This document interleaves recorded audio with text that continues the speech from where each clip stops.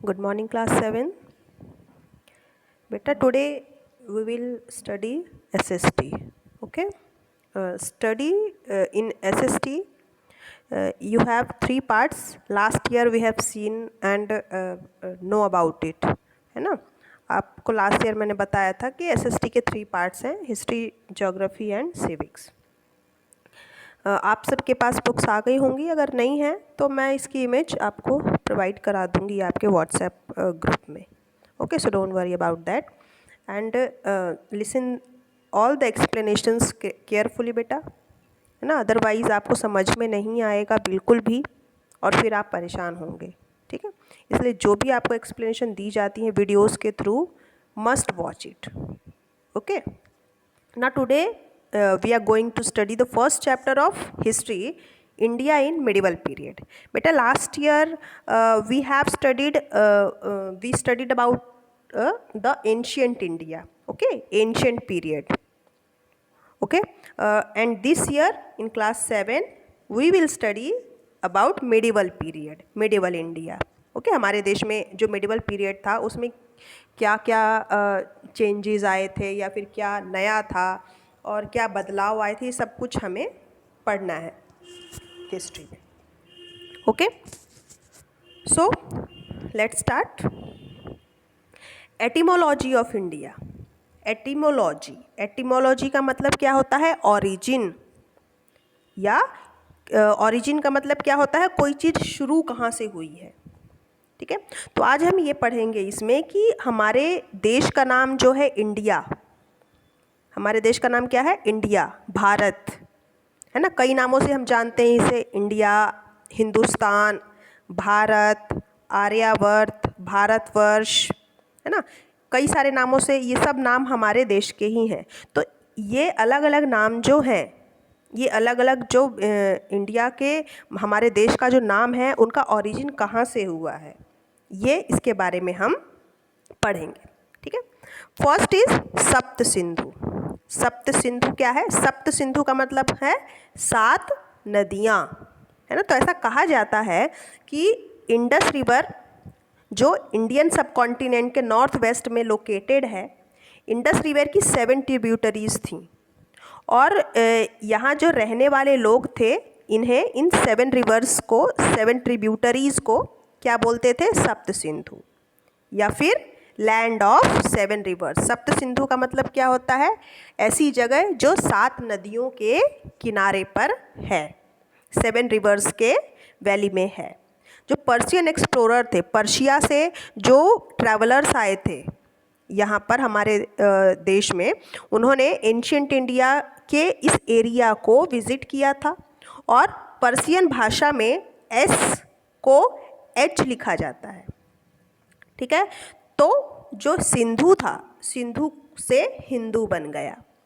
ठीक है, जो ग्रीक्स थे उन्होंने एच लेटर को ड्रॉप कर दिया और उसमें इंडस बन गया. ठीक है, ये तो इस तरह से हमारे देश का नाम, हमारे देश के जो रहने वाले लोग थे, इनहैबिटेंट्स थे, उनको हिंदू बोला गया, है ना. ये 7 रिवर के किनारे, सप्त सिंधु के किनारे आसपास जो लोग रहते थे उनको क्या कहा गया? हिंदू. ठीक है, क्योंकि वो सिंधु नदी के आसपास रहते थे, सप्त सिंधु के आसपास रहते थे. ठीक है, और पर्शियन भाषा में एच लिखते हैं एस की जगह. तो एस, सिंधु का एस हट गया और एच लगा दिया तो क्या बन गया? हिंदू. ठीक है, तो इस तरह से यहाँ पर रहने वाले लोगों को क्या बोला गया? हिंदू. आर्यावर्त, इस तरह से हिंदू बोला गया. ठीक है, अब नेक्स्ट है आर्यावर्त. एंशियंट टेक्स्ट में हम पढ़ते हैं आर्यावर्त का नाम बहुत ज़्यादा यूज़ किया गया है, बार बार यूज़ किया गया है आर्यावर्त नाम को. आर्यावर्त का मतलब क्या होता है? Land of Aryans. ऐसी भूमि, ऐसी जगह जहाँ पर आर्यंस रहते हैं. संस्कृत भाषा में आर्यन का मतलब होता है नोबल. नोबल मतलब सज्जन पुरुष या अच्छे लोग. ठीक है, तो इस तरह से आर्यावर्त नाम पड़ा क्योंकि यहाँ पर आर्यंस रहते थे. भारत, भारतवर्ष और भारत, ये नाम कैसे पड़ा? भारत, हमारे देश का नाम भारत जो है वो कैसे पड़ा? आप जानते होंगे हमारे देश में एक राजा थे दुष्यंत. दुष्यंत के बेटे का नाम था भरत, है ना।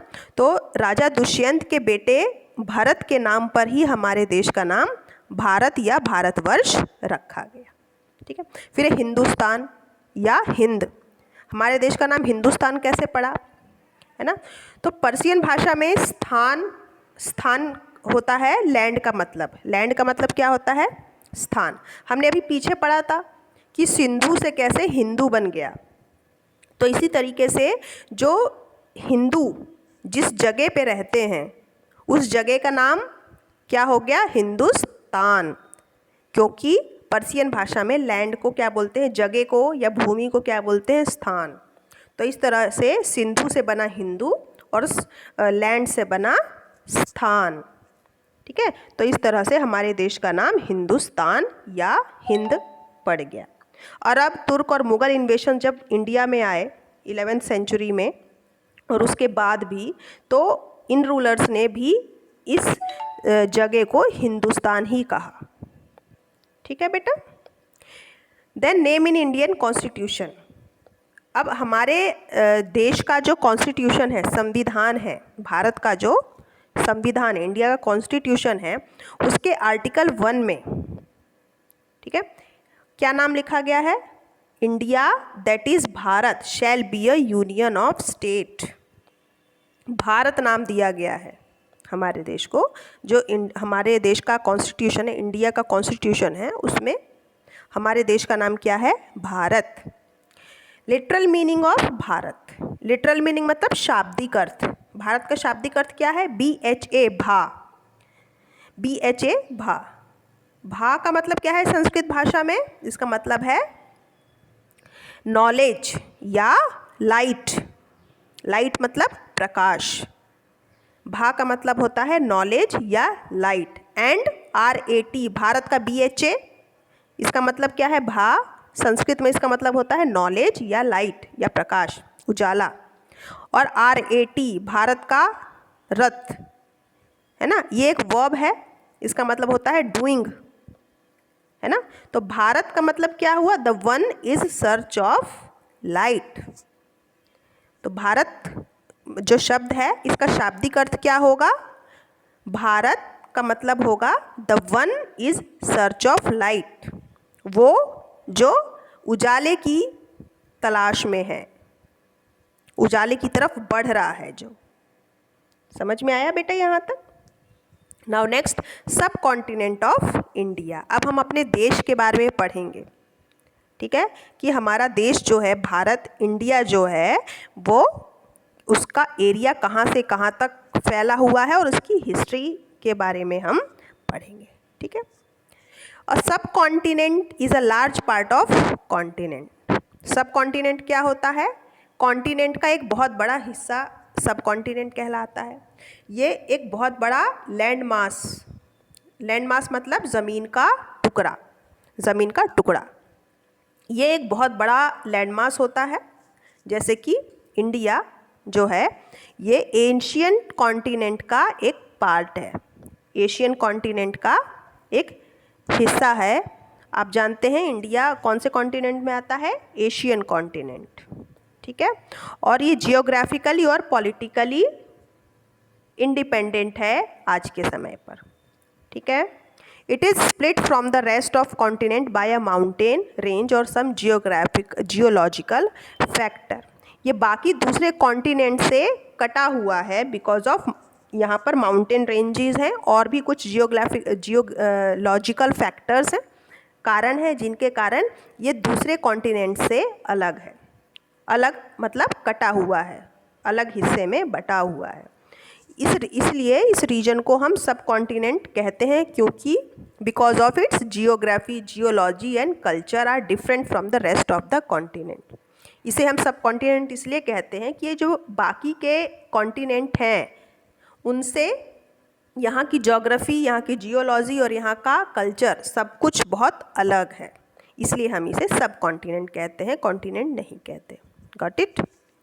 Now next, region of the Indian sub continent. Indian sub continent में कौन कौन से क्षेत्र आते हैं, great mountain zone, northern plain, southern plateau region, the desert region, coastal plain strip in the east and the west, Andaman and Nicobar and Lakshadweep island, also from part of Indian Union. ये क्या है? Indian sub continent के regions हैं, क्षेत्र हैं, इतने हिस्सों में हमारा देश बटा हुआ है। यहाँ पर माउंटेन जोन है, प्लेन्स हैं, प्लेट्यूज हैं, डेजर्ट हैं, ईस्ट और वेस्ट के कोस्टल प्लेन हैं, कोस्टल प्लेन मतलब समुद्री तट, समुद्री इलाके, अंडमान और निकोबार और लक्षद्वीप जैसे आइलैंड हैं जो इंडियन यूनियन का ही एक पार्ट है। समझ में आ गया? अब आगे हम पढ़ेंगे इंडियन हिस्ट्री, अपने देश का इतिहास हम पढ़ेंगे, है ना। हालांकि जो हिस्ट्री है हमारे हर देश की, वर्ल्ड में जितने भी देश हैं उन सब की हिस्ट्री 3 मेजर पीरियड में डिवाइडेड है। हर कंट्री की जो हिस्ट्री है वो 3 पार्ट्स में डिवाइडेड है, एंशिएंट, मिडिवल एंड मॉडर्न। ठीक है, ये जो सब जगह पे, लेकिन जो जितने भी देश हैं उन हर देश में, वर्ल्ड के हर एक देश में ये जो उनकी हिस्ट्री है उनको 3 पार्ट्स में बांटा गया है, एंशिएंट, मिडिवल और मॉडर्न। हालांकि इनकी जो डेट्स हैं इन पीरियड की, कोई पर्टिकुलर या डेफिनेट डेट नहीं है कि कब ये शुरू हुआ। जैसे एंशिएंट पीरियड है, किस डेट पर शुरू हुआ और किस डेट पर ख़त्म हुआ, ऐसा कोई डेफिनेट डेट नहीं है। वर्ल्ड के किसी भी कंट्री में ऐसा नहीं है। मिडिवल का मतलब क्या होता है? Middle age. बेटा लास्ट ईयर 6th क्लास में हमने क्या पढ़ा था? एंशिएंट पीरियड पढ़ा था ना। तो इस साल हमको क्या पढ़ना है? Medieval period. ठीक है, तो वर्ड मिडिवल मीन्स, मिडिवल का मतलब क्या होता है? मिडिवल मतलब होता है बीच का, है ना, द मिडिल एज, बीच का एज। डिफरेंट पीरियड्स में जो हमारा देश है या फिर बाकी के जो कंट्री हैं वो सब एक दूसरे से अलग अलग रहे हैं।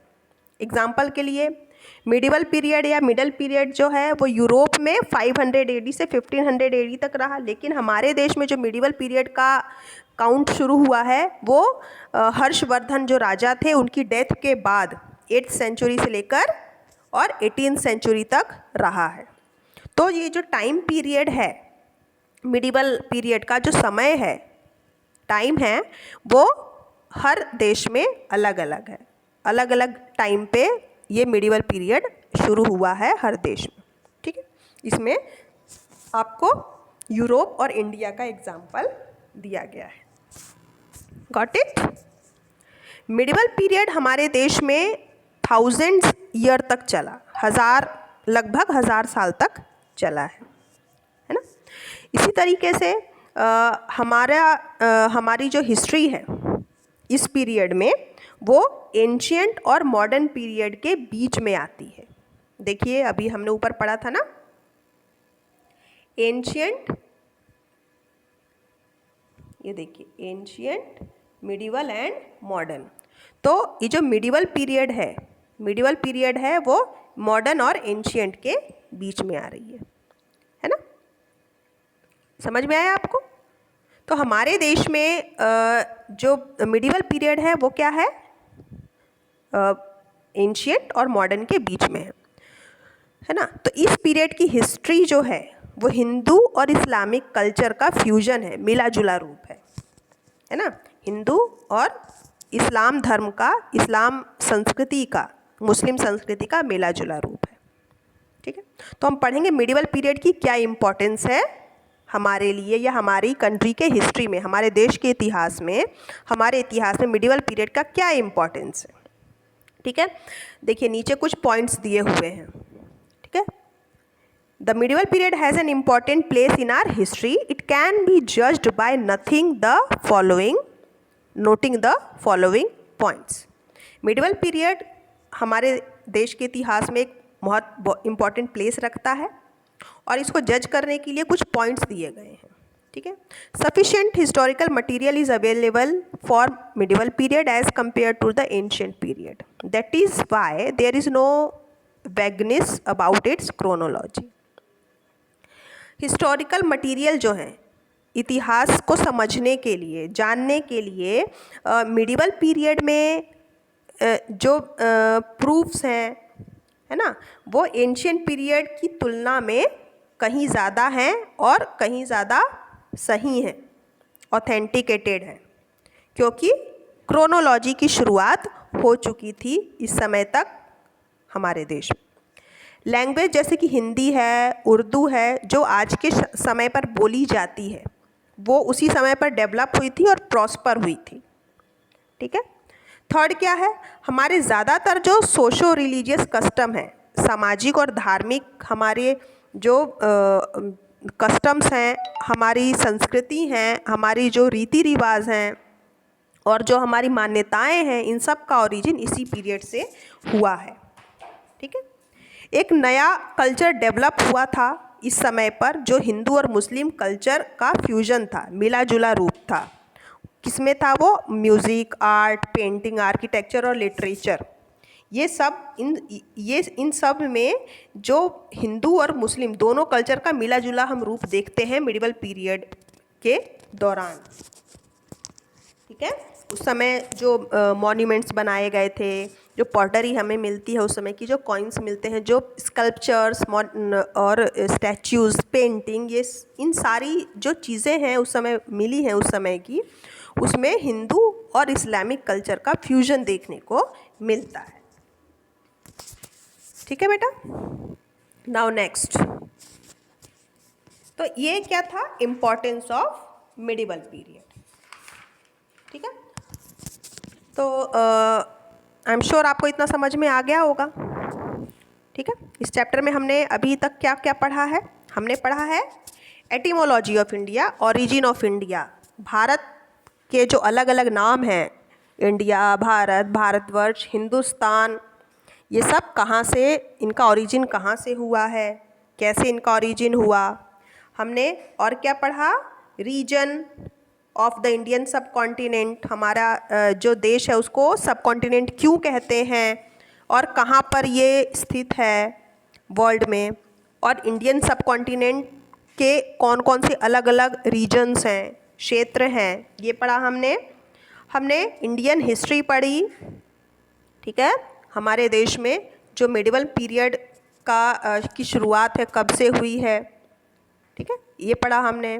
मिडिवल पीरियड का इम्पोर्टेंस पढ़ा कि क्यों इम्पोर्टेंट है मिडिवल पीरियड को पढ़ना हमारे लिए, इस क्या क्या बदलाव आए थे या फिर क्या क्या चेंजेस आए थे इस टाइम पर। ठीक है। तो ये सब हमने आज पढ़ा। तो आज हम यहीं तक पढ़ेंगे बेटा, and we will meet in our next class. So इतना आप लोग बहुत केयरफुली अच्छे से पढ़ेंगे। ठीक है। और जो भी आपको समझ में ना आए, then you can ask me. Okay, don't hesitate, ask me freely. Okay, good bye.